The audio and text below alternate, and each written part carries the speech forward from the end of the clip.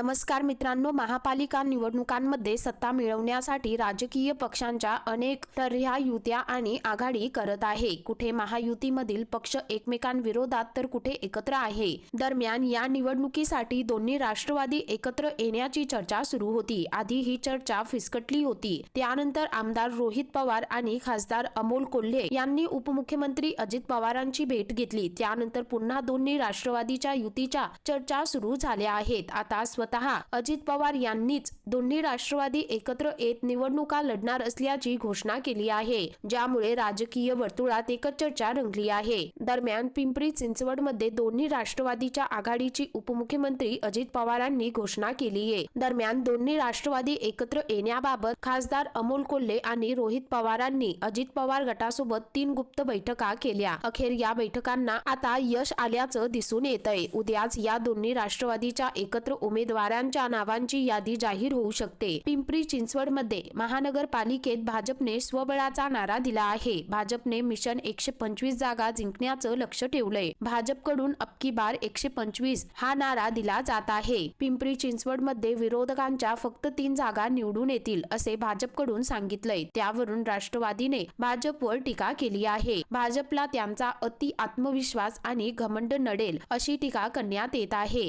सध्या महाराष्ट्राच्या राजकारणात राष्ट्रवादी युतीची जोरदार चर्चा रंगली आहे। तर मित्रांनो, या संदर्भामध्ये तुमची काय प्रतिक्रिया आहे खाली कमेंट करून नक्की कळवा।